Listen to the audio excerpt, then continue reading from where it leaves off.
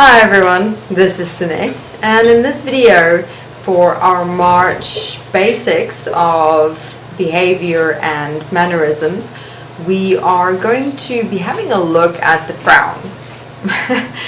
Not so much with the lips as well, but here your forehead frown, even in the moments where you don't necessarily notice it, where frowning has become so subconscious, and even now that I'm doing this video, I'm wondering, okay, wait, am I frowning or am I not frowning?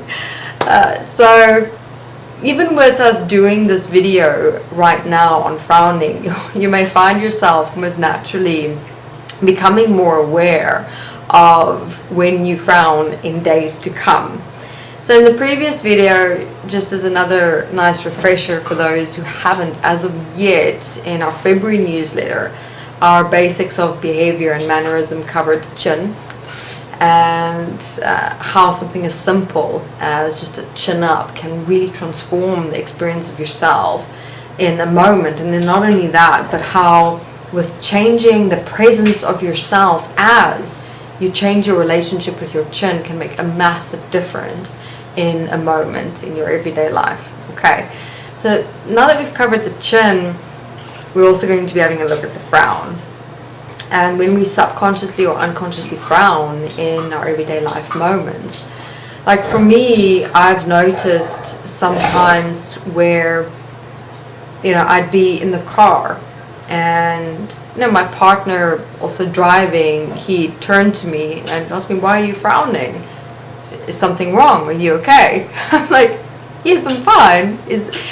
But he'd be like, "But you're really seriously frowning." And without knowing it, I was in a very deep frown, but I wasn't thinking about anything in particular.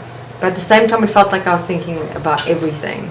And what shocked me though was that I was in that state without consciously realizing it. So I did not, in my awareness, you know, slowly but surely ease myself into that state of deep thought, but I wasn't even really thinking about everything, but I was at the same time. It was a very, very bizarre moment. And I said to him, "Look, I was thinking about nothing but everything at the same time."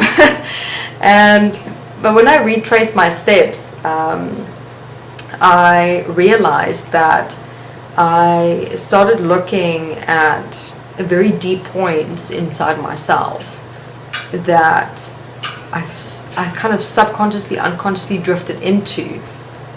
And it was very deep personal points that I actually needed to look at. But, you know, in the moment he kind of brought me back to reality, I also noticed that I made everything okay. Like, no, you know, nothing's wrong, everything's okay, I'm cool, I'm good, everything's hundreds.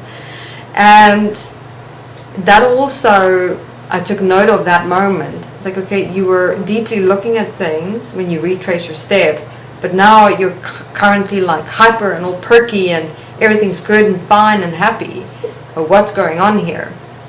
So I went back and looked into those very deep things that I reflected on during that drive, and noticed that a lot of it I was suppressing and keeping hidden inside myself, not really dealing with and confronting, because I would use that method and technique of, you know, it's bothering me, but at the same time, no, it's not that bad, it's okay, it'll resolve itself, it'll be okay. It's not that bad.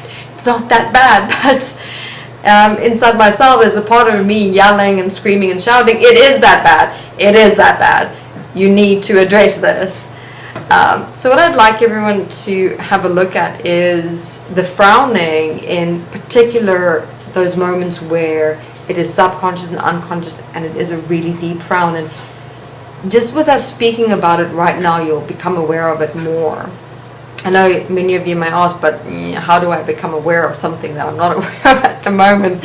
I can guarantee after listening to this video, you're going to become more self-conscious about frowning. And if you've got someone in your life who is there with you, just ask them, "Look, if you see me frowning, can you maybe let me know, or have you ever seen me frown?" But that's also a good thing to do.